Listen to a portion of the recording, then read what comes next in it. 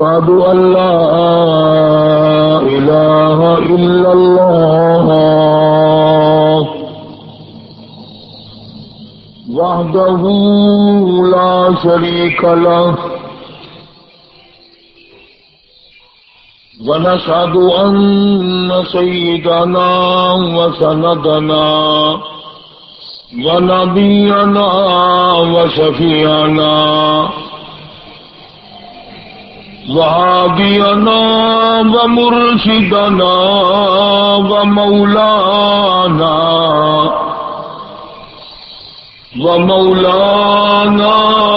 محمدا عبده ورسوله أرسله بالحق بشيرا ونذيرا صلى الله تعالى عليه وعلى آله وصحابه وأزواجه وذرياته وبارك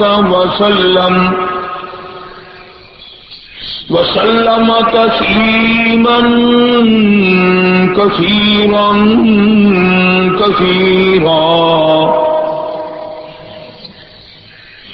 أما بعد فأعوذ بالله السميع العليم من الشيطان الرجيم بسم الله الرحمن الرحيم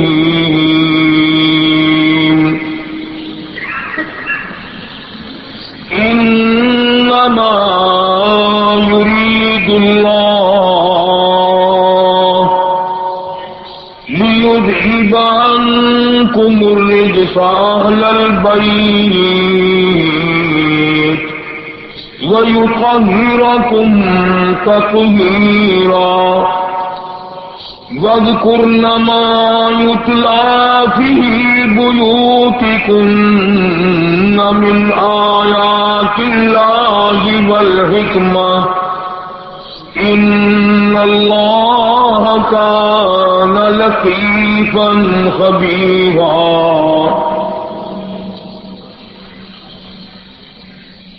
صدق الله مولانا العلي العظيم وبلغنا رسوله النبي الكريم ونحن على ذلك لمن الشاهدين والشاكرين والحمد لله رب العالمين اللهم صل على محمد وعلى آل محمد كما صليت على إبراهيم وعلى آل إبراهيم إنك حميد مجيد اللهم بارك على محمد وعلى آل محمد كما باركت على إبراهيم وعلى آل إبراهيم إنك حميد مجيد. سامعین، یہ پروگرام آپ کی خدمت میں رانا برادرز اسلامی کیفے سینٹر مسجد کاوی مدنی سے بائی پاس چوک شہر راشد بہاول پور روڈ ملتان کی طرف سے پیش کیا جا رہا ہے.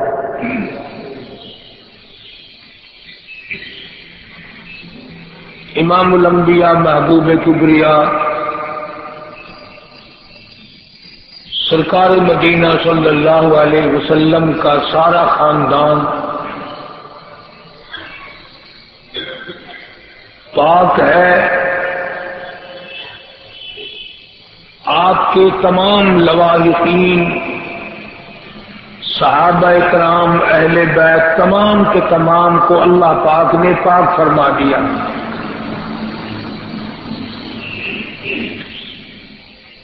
گزشتہ جمعے میں نے عرض کیا تھا کہ خاتون جنت سیدہ فاطمہ الزہرا رضی اللہ تعالی عنہا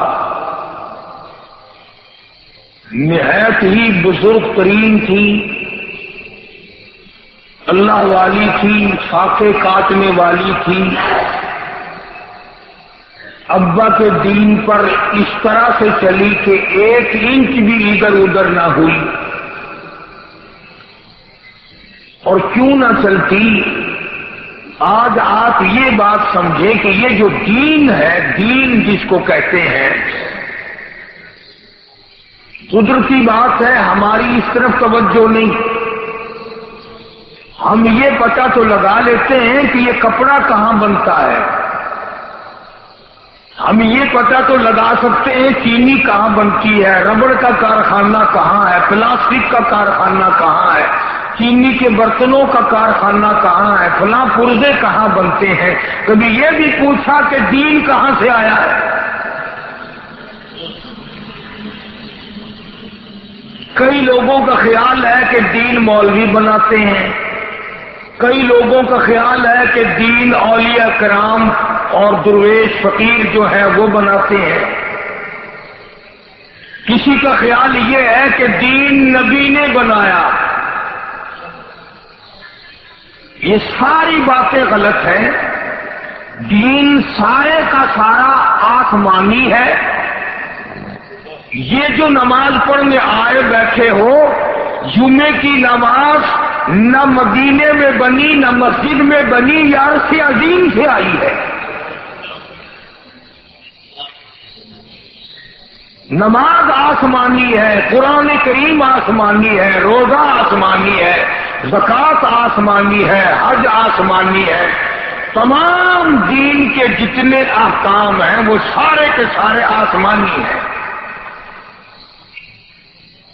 اور یہ بات یاد رکھ لو، جو چیز آسمانی نہیں وہ دین نہیں، وہ دنیا ہے۔ اب آپ لوگ ایک بات سوچ رہے ہوں گے کہ ٹھیک ہے، جب نماز آسمانی ہے، روزہ آسمانی ہے، قرآن کریم آسمان سے آیا اور تمام اسلام اور دین آسمان سے آیا، تو محمد عربی صلی اللہ علیہ وسلم نے پھر کیا فرمایا؟ آپ نے یہ فرمایا کہ وہ دین جو آسمان سے آیا تھا اس کو لیا اور اس پر عمل کر کے دکھلا کر، اور دین کا پورا ڈھانچہ، پوری دولت تمہارے حوالے کر گئے۔ مثلاً آسمان سے آیا کہ نماز پڑھو، اس کی چند حیثیتیں قرآن کریم نے بیان کی، ساری نہیں۔ فرمایا یا مریم اقنتی لربک واسجدی وارکعی مع الراکعین،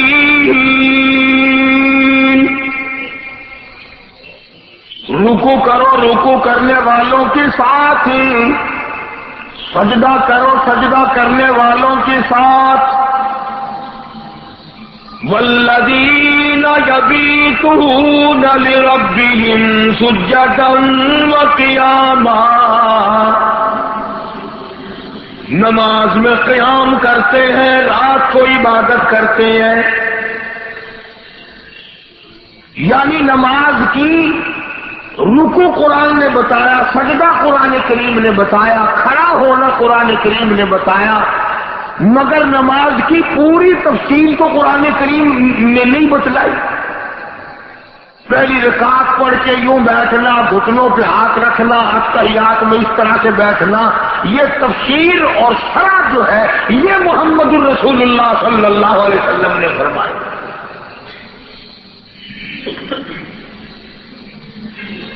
دین بڑا قیمتی ہے۔ دنیا کے معاملات میں بڑے تجربے کار ہیں آپ لوگ مجھ سے زیادہ۔ جو مال جتنا دور سے آتا ہے وہ اتنا ہی قیمتی بکتا ہے۔ جو مال ملتان میں تیار ہوگا اس کا وہ بھاؤ نہیں لگتا جو کراچی سے آئے ہوئے مال کا لگتا ہے۔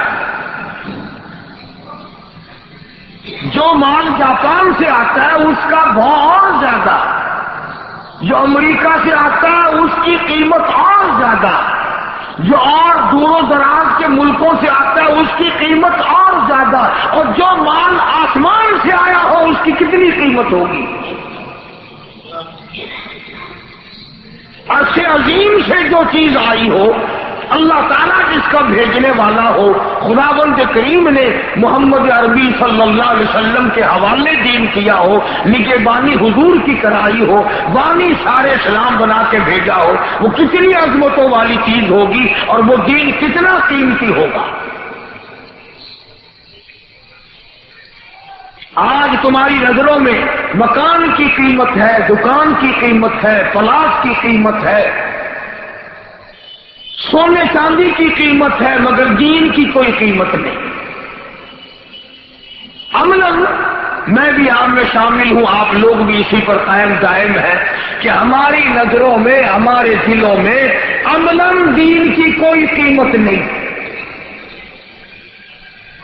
اور اس کی ایک وجہ ہے کہ دین کا بازار لگے تو قیمت کا پتہ چلے، اور دین کا بازار لگے گا میدان حشر میں تو ادھار کھاتا ہے۔ اب اس کا معاملہ کون کرے؟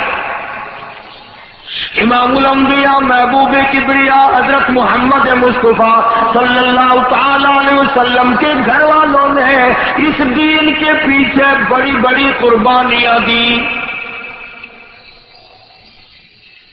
سرکار مدینہ صلی اللہ علیہ وسلم کی سب سے بڑی صاحبزادی، سب سے بڑی لخت جگر، سب سے بڑی نور نظر سیدہ زینب رضی اللہ تعالی عنہا، خدا کی قسم قربان ہو جاؤ زینب تیری ہر ادا پہ، تو کتنی مبارک بچی ہوگی جس کا ابا محمد مصطفیٰ۔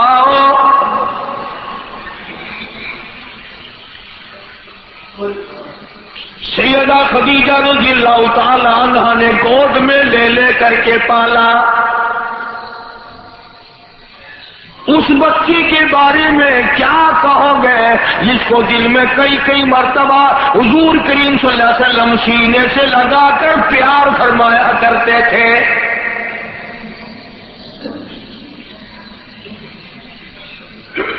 سیدہ زینب رضی اللہ تعالی عنہا نہایت ہی عابدہ زاہدہ پرہیزگارہ تھی، بڑی اللہ اللہ کرنے والی تھی، ابا جان کی بڑی فرما بردار تھی، امی جان کی بڑی فرما بردار تھی، نبی کی سب سے بڑی بیٹی ہے، سب سے بڑی لخت جگر ہے، سب سے بڑی کالی کملی والے کی صاحبزادی ہے۔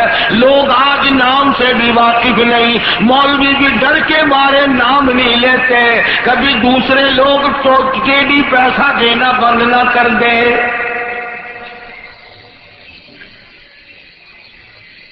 اندازہ لگا ہم لوگوں کی غداری کا، ہم لوگوں کی بزدلی کا، نبی کی بیٹیوں کا نام لینا پسند نہیں کرتے، نبی کی بیٹیوں کا مقام بتانا پسند نہیں کرتے، نبی کی لخت جگر جنہوں نے بڑے بڑے دکھ اٹھائے ہیں ان کے بارے میں ذکر خیر کرنا بھی پسند نہیں کرتے۔ اور یہ وہ بیٹیاں ہیں محمد الرسول اللہ صلی اللہ تعالی علیہ وسلم کی، سیدہ خدیجہ کے بطن مبارک سے پیدا ہوئی اور سیدہ خدیجہ کی گود میں پلی، اور بلکہ نبی کریم صلی اللہ تعالی علیہ وسلم نے شادی کے لیے اپنی سگی سالی حضرت حالہ کے بیٹے سے شادی فرما دی۔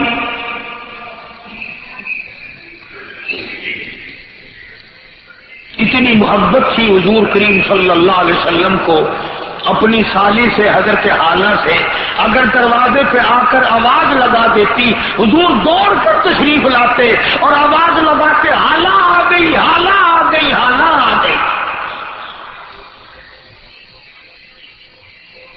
چنانچہ اس وقت تک قرآن کریم کا نزول شروع نہیں ہوا۔ سیدہ خدیجہ رضی اللہ تعالی عنہا بھی داغ مفارقت دے گئی، دنیا فانی سے رحلت فرما گئی۔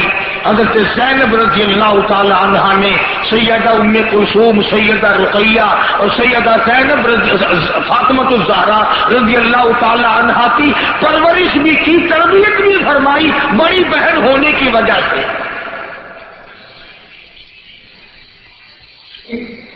بالآخر وہ وقت آ پہنچا کہ مدنی کریم صلی اللہ تعالی علیہ وسلم کو مکے پاک سے لوگ لوگوں سے تنگ آ کر ہجرت کرنا پڑی.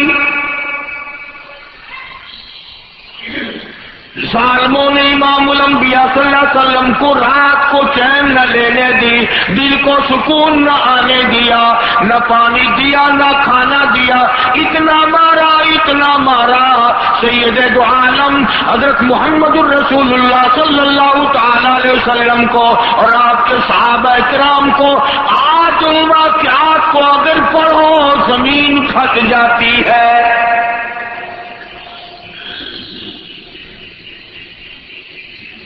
حضور کریم صلی اللہ علیہ وسلم جب ہجرت فرما کر مدینہ منورہ تشریف لے گئے تو سیدہ زینب پیچھے رہ گئے، مکے پاک میں رہ گئی. اداس تھی ابا جان کی وجہ سے، دل نہیں لگتا تھا، ہر روز کوشش کرتی تھی میں بھی مدینے پاک میں چلی جاؤں، میں بھی اپنے ابا کی خدمت میں حاضر ہو جاؤں. چنانچہ سیدہ زینب رضی اللہ تعالیٰ عنہا مکے کے محلے کا چکر لگاتی تھی، عزیزوں رشتے داروں میں آیا جایا کرتی تھی، ہر وقت روتی تھی میرے لیے دعا کرو میں اپنے ابا کی خدمت میں جا پہنچوں. اور اندازہ لگا نبی کی لگتے جگر کے تقوی پرہیزگاری کا. ایک عورت کو کہتی تھی جس کا میں نے آٹا دینا ہو وہ آٹا لے لے، جس کا میں نے دھاگا دینا ہو وہ اپنا دھاگا وصول کر لے، جس کی میں نے سوئی دینی ہو وہ سوئی وصول کر لے، جس کا میں نے ستو دینا ہو وہ ستو مجھ سے وصول کر لے. کل کو میں مدینے چلی جاؤں میرے بعد میں مکے کی کوئی عورت یہ نہ کہے کالی کملی والے کی بیٹی ہو کر بے ایمانی کر گئی.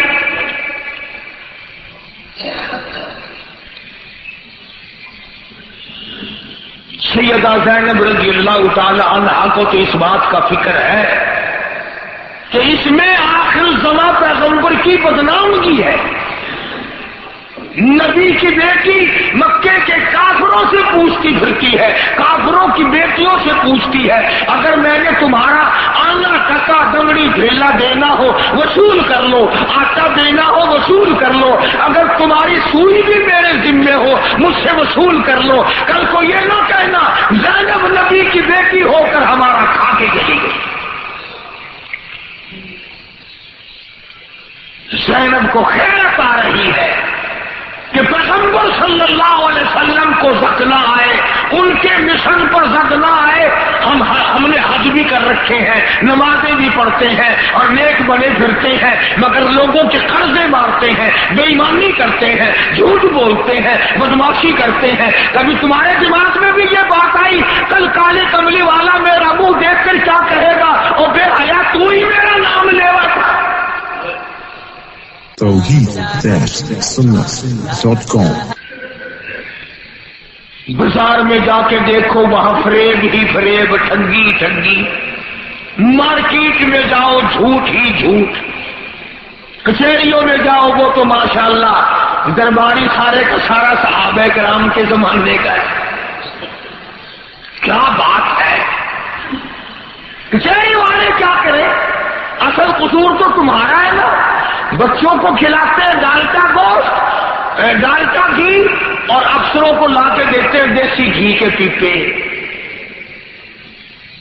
نہ لڑو نا، کیوں آپس میں ایک دوسرے کے اوپر چھرے کلاڑیاں لاٹیاں چلاتے ہو؟ جو بات ہو وہ خود بخود اس کا فیصلہ کر لو. اس طرح سے لوگ آتے ہیں نا کچہری میں چاروں طرف ویگنوں سے، گاڑیوں سے، بسوں سے، جیسے عرس میں تشریف لا رہے ہیں.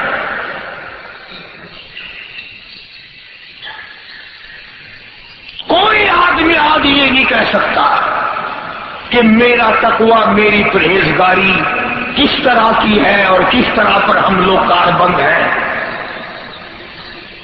اور کئی جھوٹ تو ایسے ہیں کہ لوگ ان کو گناہ نہیں سمجھتے. مثلا اس نے کہا جی اس مال میں ریاض کر دے، وہ کہتا ہے کہ مجھے یہ تو اتنے کا مجھے نہیں پڑا، اس سے زیادہ تو خرچہ آ جاتا ہے اس پہ. اور اگر اس نے نہیں پوچھا تو خام خواہ احسان جتلانے کے لیے کہ جی آپ ہمارے پرانے گاہک ہیں، اس لیے ہم نے آپ پر بجٹ دیکھ کر پیسے لگائے ہیں، منافع لگایا ہی نہیں، حالانکہ لگایا ہوا ہوتا ہے۔ اور لوگ اس کو، حاجی اس کو، مولوی اس کو گناہ نہیں سمجھتا، حالانکہ قرآن اور نبی کی شریعت کے سامنے یہ بالکل حرام ہے۔ بہرحال سیدہ زینب رضی اللہ تعالیٰ عنہ کے گلی میں جاتی ہے، ایک ایک قبیلے والوں کے پاس جاتی ہے، ایک ایک خاندان کے پاس جاتی ہے، اور جاتی کہتی ہے میں کالی کملی والے کی بیٹی، میں محمد الرسول اللہ صلی اللہ علیہ وسلم کی لختی دیگر، میں مدینہ جانا چاہتی ہوں، جس کا میں نے جو کچھ دینا ہو وہ وصول کر لے۔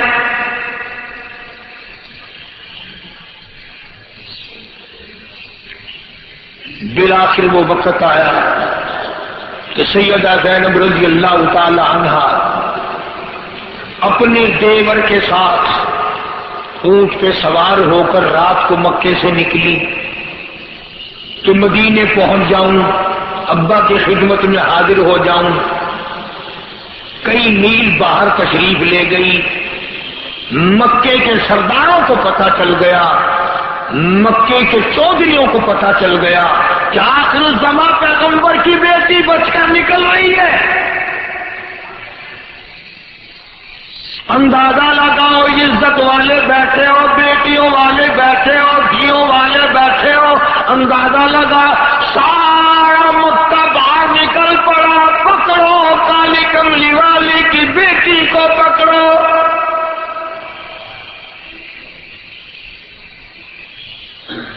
اور آپ پہنچے اس مقام پہ جہاں سیدہ زینب رضی اللہ تعالی عنہ سفر فرما رہی ہیں۔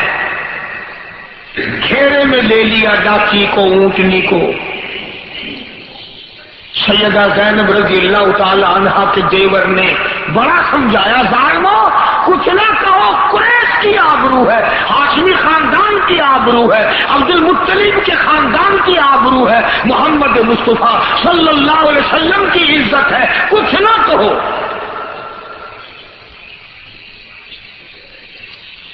دین ایسی چیز ہے جس کی وجہ سے بڑی تکلیف اٹھانی پڑتی ہے، اس کی عظمت کے لیے، اس کے اکرام کے لیے، اس کے احترام کے لیے، اس کی شان کو برقرار رکھنے کے لیے لوگوں نے اپنے خون کی ہولناریاں بہا دی۔ اس لیے قرآن کریم کہتا ہے انما یرید اللہ لیذہب عنکم الرجس اہل البیت ویطہرکم تطہیرا۔ اللہ پاک نے ارادہ فرما لیا، پروردگار عالم نے فیصلہ کر دیا، لیذہب عنکم الرجس اہل البیت، کہ وہ نبی کے خاندان سے پلیتی، نجس، غلط چیزوں کو دور کر دے، ان کو پاکیزہ بنا دے۔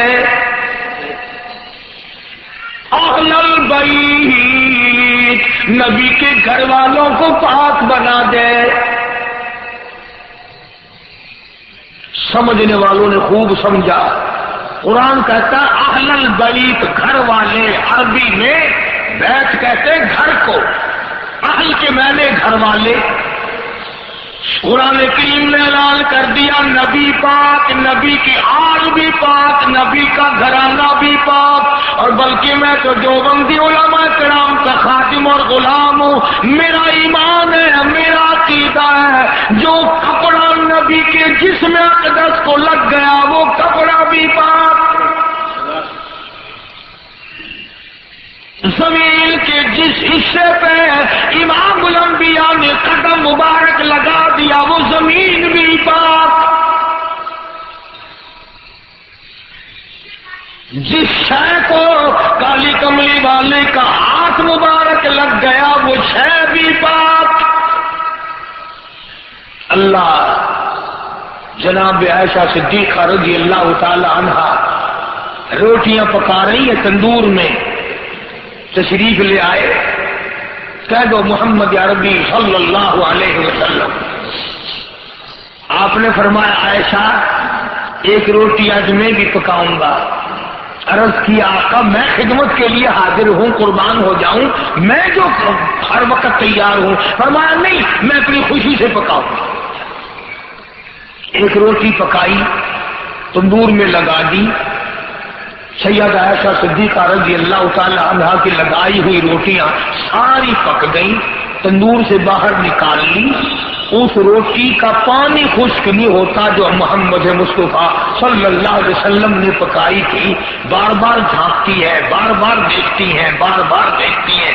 کافی دیر کے بعد عرض کیا آقا میری پکائی ہوئی روٹیاں تو کبھی سے پک گئی، یہ آپ والی روٹی کا تو پانی بھی خشک نہیں ہوا۔ فرمایا عائشہ تو نہیں جانتی جس شے کو میں محمد رسول اللہ کا ہاتھ لگ جائے آپ اس کے قریب نہیں آ سکتی۔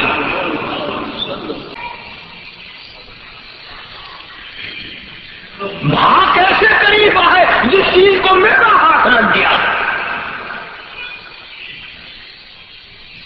تو جو ہو ہی نبی کے گھر والے ان کا تو کہنا ہی کیا ہے۔ اب لوگ کاٹ چھاٹ کرتے ہیں کہ جی صرف 5 ہیں، بس 5، گھر والا کوئی نہیں، اور اتنا بڑا ظلم کیا کہ سیدہ خدیجہ کو بھی شامل نہیں کیا۔ فاطمۃ الزہرا کی اماں کو تو نہ چھوڑو، امام الانبیاء کی گھر والی کو تو نہ چھوڑو، حسنین کریمین کی نانی کو تو نہ چھوڑو، علی مرتضیٰ کی ساس کو تو نہ چھوڑو، رضی اللہ تعالی عنہم اجمعین۔ بہرحال مجھے اس بات کا بڑا دکھ ہے کہ ہمارے قوم، ہمارے جو عوام ہیں وہ اتنے دنیا میں پھنس گئے کہ ان کو اب ان باتوں کی ضرورت ہی نہیں کہ فاطمۃ الزہرا کی اماں کون تھی، سیدہ زینب کی اماں کون تھی، اور یہ حضرات کس کس طریقے سے زندگی بسر کرتے تھے۔ بس اللہ نے پہلے تو ہم روٹی مانگتے ہیں، پہلے تو ہم سب لوگ روٹی مانگتے، یا اللہ بس کسی کا محتاج نہ بنا، روٹی کا ہے۔ جب روٹی مل جاتی ہے فوراً کوٹھی مانگتے ہیں۔ اب اللہ کا وعدہ روٹی کا ہے، کوٹھی کا وعدہ نہیں ہے۔ اور یہ جتنا ہڑبونگ مچ رہا ہے نا، یہ روٹیوں کے لیے نہیں، کوٹھیوں کے لیے مچ رہا ہے سارا۔ سیدہ زینب رضی اللہ تعالیٰ عنہا کو دشمنوں نے آ کر گھیرے میں لے لیا۔ حضرت کی دیور نے بڑا بتایا اور بڑا شرمندہ کیا، شرمسار ہو جاؤ اور ذلیل ہو، اور عرب کے خاندان کی چودھریوں حیا کرو، کالی کملی والے کی آبرو ہے۔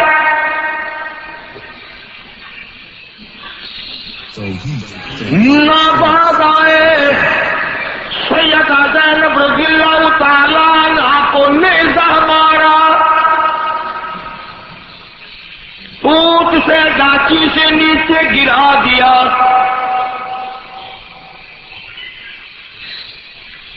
اور یہ واقعہ جو ہے نا جو میں ذکر کر رہا ہوں، یہ حضور کریم صلی اللہ علیہ وسلم کے بعد کا نہیں، بعد کا نہیں۔ تم کہو گے کہ بنا لیا، اگر بنانے والے بناتے حضور بنی ہوئی باتوں کو مٹا کے جاتے۔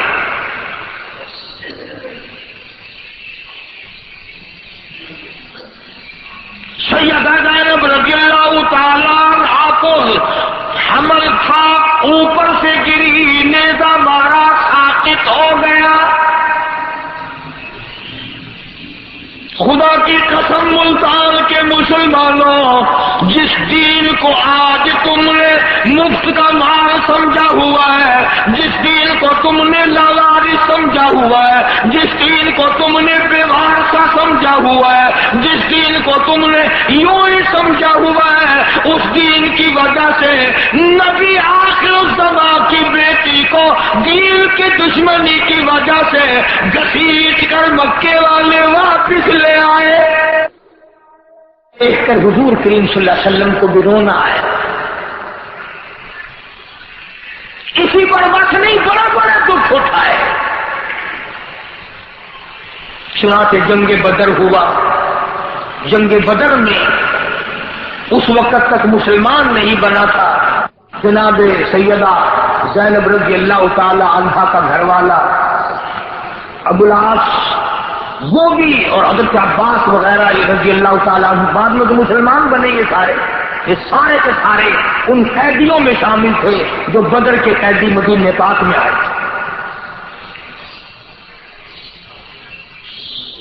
چنانچہ جب یہ فیصلہ ہوا کہ قیدیوں کو فدیہ لے کر دیت لے کر جرمانہ لے کر چھوڑ دیا جائے تو سیدہ زینب رضی اللہ تعالی عنہا نے حضور کریم صلی اللہ علیہ وسلم کی خدمت عالیہ میں، اگر تم سمجھ رہے ہو تو بات پڑھنے پڑے گی، سیدہ زینب نے وہ ہار بھیجا ہے، وہ ہار رضی اللہ تعالیٰ عنہ بعد میں تو مسلمان بنے یہ سارے کے سارے ان قیدیوں میں شامل تھے جو بدر کے قیدی مدینہ پاک میں آئے. چنانچہ جب یہ فیصلہ ہوا کہ قیدیوں کو فدیہ لے کر دیت لے کر جرمانہ لے کر چھوڑ دیا جائے تو سیدہ زینب رضی اللہ تعالی عنہا نے حضور کریم صلی اللہ علیہ وسلم کی خدمت عالیہ میں، اگر تم سمجھ رہے ہو تو بات پڑھنے پڑے گی، سیدہ زینب نے وہ ہار بھیجا ہے جو سیدہ خدیجہ کا ہار تھا اور حضرت زینب کو ملا تھا.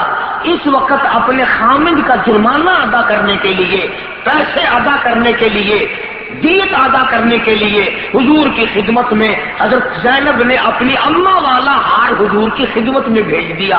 اور جب صحابہ کرام کی موجودگی میں وہ ہار آیا ہے حضور نے پہچان لیا، ہاتھ میں لے کے رونے لگے، فرمایا لوگوں یہ میری خدیجہ کا ہار ہے جو زینب کو دیا تھا.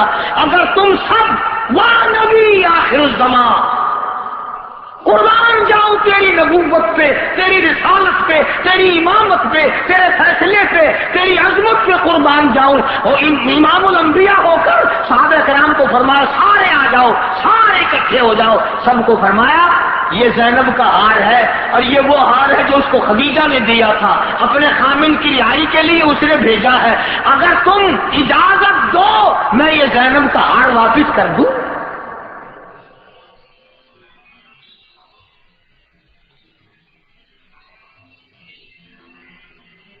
یہ تھا نبی کا مشن. اور آج تم نے جو مشن بنا رکھا ہے نا، سارے سال حرام کھاؤ، ایک دیگ چاولوں کی پکا کر کے نیاز بازار میں بچوں میں تقسیم کر دو، انشاءاللہ ایک ایک چاول جو ہے وہ ایک ایک لاکھ گنا ساٹھ لے کے بھاگ جائے گا.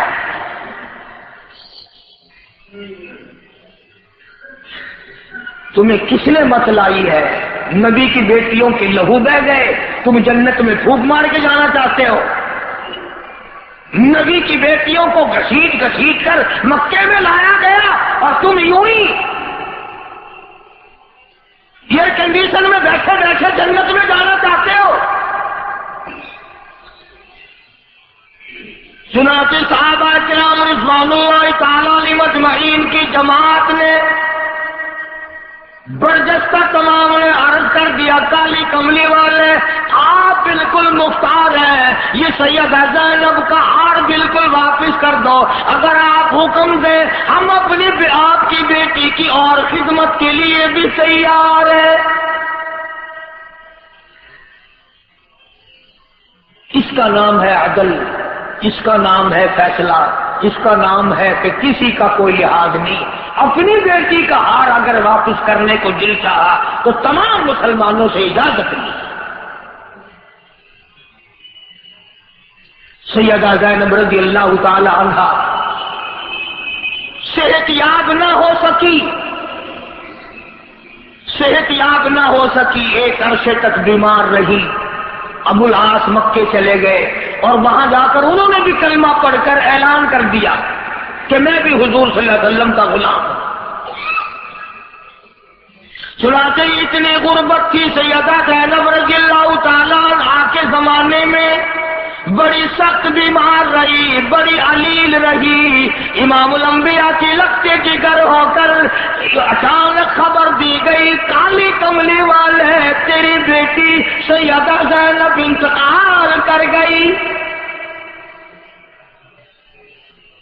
وفات پانی سیدہ زینب رضی اللہ تعالیٰ عنہا.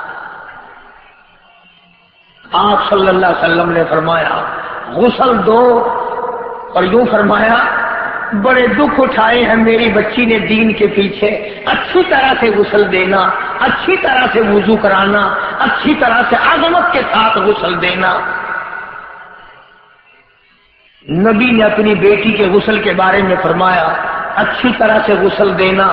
تمہارے یہاں یہ رواج ہے کہ غسل دینے کے لیے ایسی عورت کو تلاش کر کے لاتے ہو انشاءاللہ جو کبھی نماز ہی نہیں پڑھتی.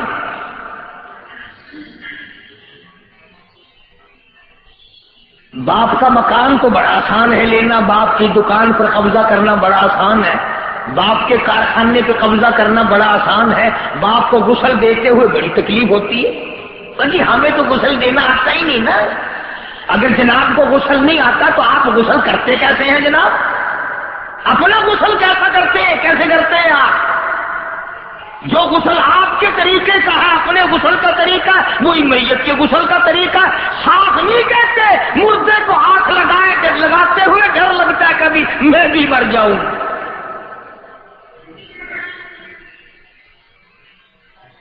میں تو کہتا ہوں بیٹی ماں کو غسل دیا کرے، نو اپنی ساس کو غسل دیا کرے، بہن بہن کو غسل دیا کرے، بیٹا اپنے باپ کو پیار سے محبت سے غسل دیا کرے، بھائی کو بھائی غسل دیا کرے، عظمت کے ساتھ غسل دے گا. اور تم یہ اوپرے پرائے بندے بلا کے لاتے ہو نا، اور بعض مریض تو مہینے دو مہینے کا نہایا ہوا نہیں ہوتا، دوا چاروں طرف لگی ہوئی ہے، میل لبڑا پڑا ہے. اب وہ بیچارہ فقیر نہیں، وہ جو نہانے والے ہیں وہ میل بھی اتار رہے ہیں اور سوچ بھی رہے ہیں کہ یار میل تو بڑا اتارنا پڑ رہا ہے، پر بچہ اس کا بڑا خسیس ہے، پتہ نہیں کچھ دے گا بھی ہے کہ نہیں. نہا بھی رہا ہے، پیسوں کے بارے میں سوچ رہا کتنا دے گا، بخشش کی دعا نہیں کر رہا. میں کہتا ہوں اگر تو باپ کو غسل دے گا، منہ دھلائے گا، جب بھی دعا کرے گا یا اللہ قیامت میں میرے باپ کا منہ چمکتا ہوا اٹھے، ہاتھ دھوائے گا، وضو کرائے گا، الہی میرے ابا کے اعضائے وضو قیامت میں چمکتے ہوئے اٹھے. دعا پڑھو گے محبت سے، عظمت سے، بڑے وقار سے غسل دو گے. لیکن تم نے ایسا کرنا ہی نہیں. ہر علاقے میں رکھے ہوئے ہیں غسل دینے والے، ایک مرد ہوتا ہے ایک عورت ہوتی ہے، وہ اسے بلانے سے جب تک وہ آئے نا پڑے رہو، دیکھی جائے گی. پہلے زمانے میں ذرا غسل دینے والی عورتیں اچھی محبت سے غسل دیا کرتی تھی. کیوں؟ کانوں میں ناک میں کوئی نہ کوئی سونے چاندی کا جو زیور ہوتا تھا تو وہ نہانے والی کو مل جاتا تھا. وہ لالچ میں بڑا پیار سے غسل دیتی تھی. اب لوگ پتہ کیا کرتے ہیں، سونے کی بالیاں اتار لی اور رول گول کی نہیں وہ رات کو ڈال دیتی ہے. بازار کی چارہ چھاننے کی نہیں بالیاں وہ ڈال دی اور سونے کی نکال لی کہ نہلانے والی سونا کیوں لے جائے. یہ نہلانے والی سے ٹھگی نہیں، یہ مرنے والے سے ٹھگی ہے. اگر وہ زندہ ہوتی پھر میں دیکھتا کہ تو سونے کی بالی نکال کر رول گول کی کیسے پہنا رہی ہے. میں کر رہا تھا سیدہ زینب رضی اللہ تعالیٰ عنہا کی وفات ہو گئی. رحمت دو عالم، فخر دو عالم، سردار دو عالم، روح دو عالم حضرت محمد الرسول اللہ صلی اللہ تعالی علیہ وسلم نے فرمایا اچھی طرح سے غسل دینا، اچھی طرح سے وضو کرانا. جب غسل سے فارغ ہو جاؤ مجھے خبر دینا، کفن میں لے کے آؤں گا.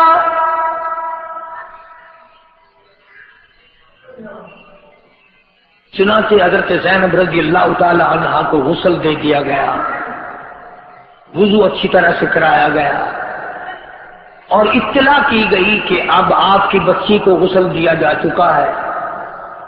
علماء کرام نے لکھا کہ محمد کریم صلی اللہ تعالی علیہ وسلم ایک پرانی سی اپنے اوپر کی چادر لے کر تشریف لائے اور فرمایا او میری بیٹی یہ چادر میں تجھے کفن دیتا ہوں اور یاد رکھنا اس وقت آج تیرے ابا کے پاس اس چادر کے سوا کچھ ہے نہیں.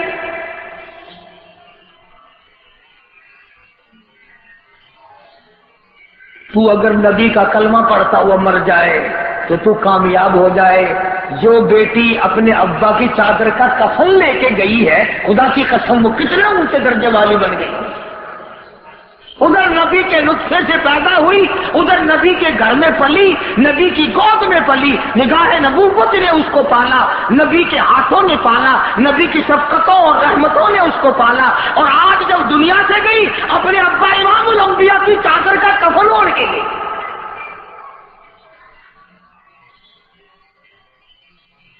علماء کرام نے لکھا ہے کہ حضرت زینب رضی اللہ تعالی عنہا کا جب جنازہ لے کے چلے حضور کریم صلی اللہ علیہ وسلم کے جنازے کے ساتھ ساتھ ہے، وہ کتنا مبارک جنازہ ہوگا، وہ کتنا خوش نصیب جنازہ ہوگا جس جنازے کے ساتھ حضور کریم صلی اللہ علیہ وسلم خود تشریف لے جا رہے ہیں۔ اور جب جنت البقیع میں پہنچے تو آپ نے آواز دی،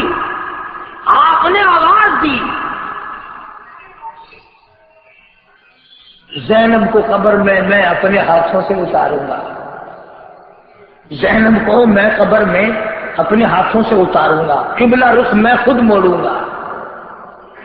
جس قبر میں سرکار مدینہ صلی اللہ علیہ وسلم تشریف لائے ہوں وہ قبر ہے، ارے وہ تو جنت ہے، وہ تو جنت الفردوس ہے۔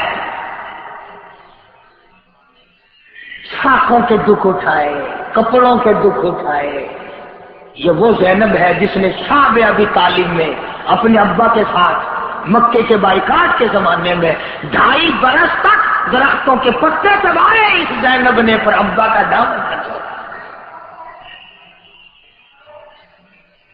نماز میں یکتا تھی، روزے میں یکتا تھی، عبادت میں نرالی تھی، سخاوت میں نرالی تھی، اور کمال ہے جس نے ساری عمر ابا ابا کہہ کے زندگی بسر کی ہو اور نبی کے سامنے دنیا سے رخصت ہو گئی ہو اور اپنے ابا کے کندھوں سے سوار ہو کے گئی ہو، اور وہ بیٹی کتنی مبارک ہے جس کو ابا نے آخر الزماں پیغمبر نے اپنے ہاتھوں سے قبر میں اتارا۔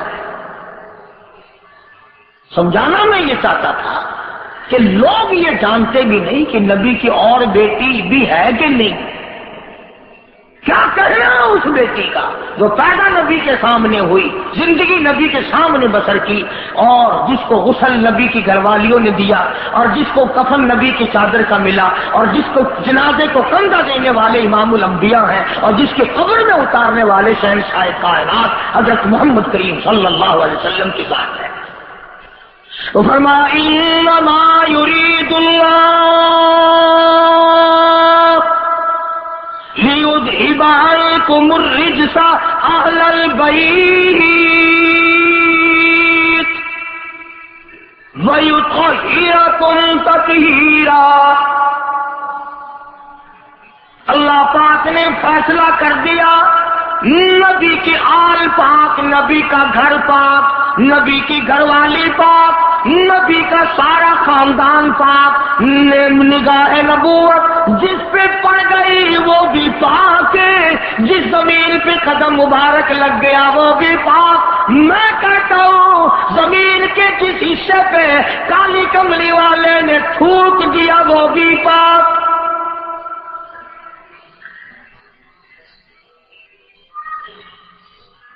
آپ نے اپنے مرض میں جو تکلیف میں سینگیاں لگوائی، پہلے زمانے کا علاج اب قریب کے زمانے کا ہمارے سامنے ہوتا رہا ہے۔ جلما کا علاج جوک لوگ لگوایا کرتے تھے، سینگیاں لگوایا کرتے تھے، گندا خون نکالا کرتے تھے، آپریشن یہ تو اب ہوا ہے نا۔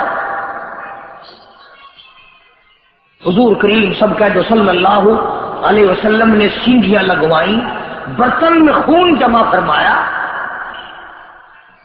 اور حضور کے سگے بھانجے ہیں عبداللہ بن زبیر رضی اللہ تعالی عنہما، اسما بنت ابو بکر کا لگتے جگر، وہ عبداللہ جس نے بیت اللہ میں شہادت پائی، جو سیدنا امام حسین رضی اللہ تعالی عنہ کے مدینے سے ساتھ چلا، حجاج بن یوسف کے ہاتھوں شہید ہوا، اس کا تم نام بھی نہیں جانتے۔ الحمدللہ اس فقیر کی کیسٹ ہے عبداللہ بن زبیر کے نام سے۔ حسین نبی کا نواسا ہے، عبداللہ بن زبیر ابو بکر کا نواسا ہے۔ عبداللہ وہ ہے جس کو گھومتی حضور کریم صلی اللہ علیہ وسلم نے اپنے ہاتھوں سے پلائی، نام بھی حضور نے رکھا۔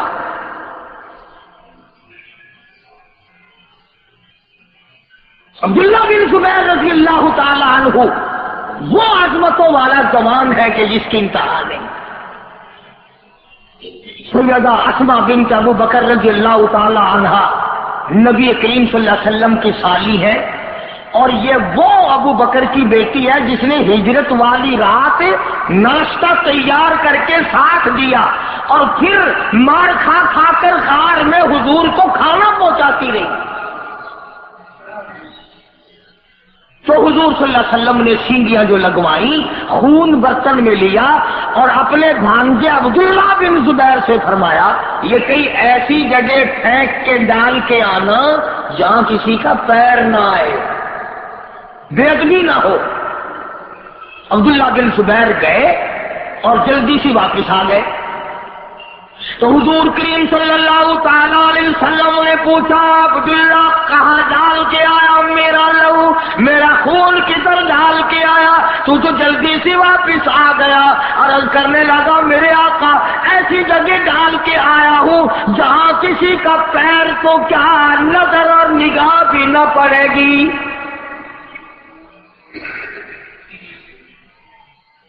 ایسی جگہ پھینک کے آیا ہوں، ڈال کے آیا ہوں، کسی کی نگاہ بھی نہیں پڑے گی، نظر بھی نہیں پڑے گی. آپ نے فرمایا بتا تو کدھر ڈالا ہے؟ ڈر کے مارے کہ حضور ناراض نہ ہو جاویں صلی اللہ علیہ وسلم. فرمایا میرے آقا میں نے کھڑے ہو کے سوچا خون نبی کا اور زمین پہ ڈالوں، نبی کا خون زمین پہ پھینکوں؟ میری عظمت نے اجازت نہ دی، میرے دل نے اجازت نہ دی. میں نے اس دیوار کے پیچھے کھڑے ہو کر پی لیا ہے، میں نے اس دیوار کے پیچھے کھڑے ہو کر پی لیا ہے. فرمایا جا عبداللہ 7 پشتوں پہ جہنم حرام ہو گئی. جس جسم میں نبی کا خون چلا جائے وہ جسم جہنم میں نہیں جا سکتا. حسین نے کربلا میں شہادت پائی، شہادت کے جام نوش فرمائے، بہادر بنا. عبداللہ بن زبیر نے بیت اللہ میں شہادت پائی، بالکل جھکا نہیں، بزدلی کا ثبوت نہیں دیا، بلکہ عبداللہ بن زبیر کا سر کاٹ کر این وہی حالات ہوئے جو حضرت امام حسین کے ساتھ ہوئے. سر کاٹ کر حجاج بن یوسف نے یوں درخت پہ لٹکا دیا سامنے اور لوگوں سے کہا آؤ دیکھو. حضرت اسماء بنت ابو بکر رضی اللہ تعالی عنہ حضور کی سالی عبداللہ کی اماں 100 سال سے زیادہ عمر کی ہے. پتہ چلا تیرے بیٹے کو شہید کر دیا گیا، سر کاٹ کر درخت پہ لٹکا دیا گیا. آئی ہے واہ آئی ہے سامنے سے، اور یوں بیٹے کے سر کو یوں ایک نگاہ دیکھا ہے. فرماتی مرحبا یا ابن صالح، اور میرے بیٹے مبارک ہو، تیری اماں کا دل ٹھر گیا، ٹھنڈا ہو گیا. تو زندہ بھی، تو دنیا میں بھی بڑا اونچا تھا، آج شہادت کے بعد بھی تیری اماں تجھے سب سے اونچا دیکھ رہی ہے.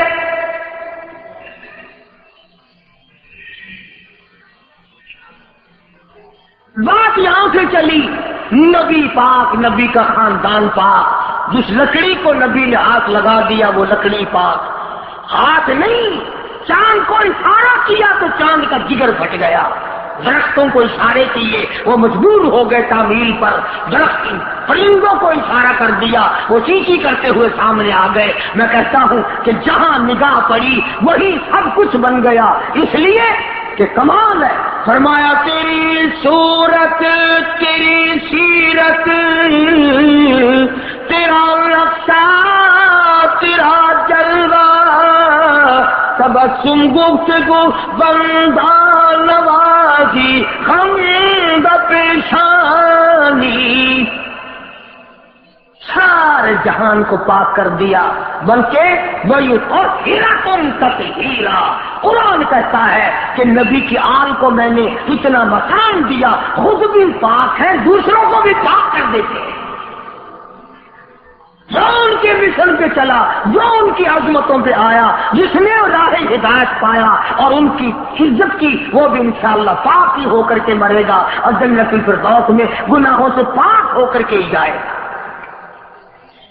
میں نے اسی لیے کہ گزشتہ جمعے کو سیدہ خاتون جنت فاطمۃ الزہرا رضی اللہ تعالی عنہا کے بارے میں کچھ عرض کیا تھا، تاکہ آپ لوگوں کو، مرد عورتوں کو یہ پتہ چل جائے کہ نبی کی اور بیٹی بھی تھی اور اس نے بڑے بڑے دکھ اٹھائے، بڑی مار کھائی۔ حضور نے سینے سے لگا کر رو دیا اور فرمایا لوگوں میری بیٹی نے دین کی وجہ سے کتنے دکھ اٹھائے۔ اللہ پاک ہم سب کو اہل بیت کا خادم اور غلام بنائے، نبی کے گھر کی عظمت عطا فرمائے، سارے صحابہ کا اکرام عطا فرمائے، حضور کریم صلی اللہ علیہ وسلم کی غلامی اور آپ کے سنتوں کا تابع دار بنائے۔ انشاءاللہ آئندہ جمعرات سے، جمعے سے رائزن کا اجتماع شروع ہے۔ حج کے بعد سب سے بڑا اجتماع، سب سے بڑا مجمع ہوتا ہے۔ ساری دنیا کے، پاکستان سے نہیں، پوری دنیا سے لوگ آئیں گے۔ آپ حضرات بھی اپنے کام کو آگے پیچھے کر کے جوک در جوک وہاں 3 دن کے لیے جانا بہت بڑی سعادت ہے۔ بزرگوں کی زیارت ہوگی، دعاؤں میں شمولیت ہوگی۔ اللہ عمل کی توفیق عطا فرمائے۔ وآخر دعوانا الحمدللہ رب العالمین۔ صلی علی محمد وعلی آل محمد کما صلیت علی ابراہیم وعلی آل ابراہیم انک حمید مجید۔ اللهم بارك على محمد وعلى آل محمد كما باركت على إبراهيم وعلى آل إبراهيم إنك حميد مجيد۔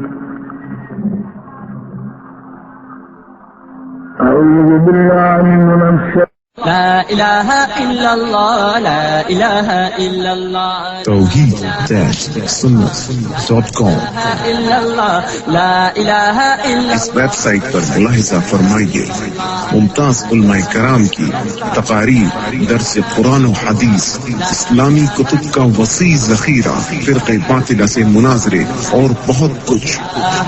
الا اللہ، لا الہ الا اللہ۔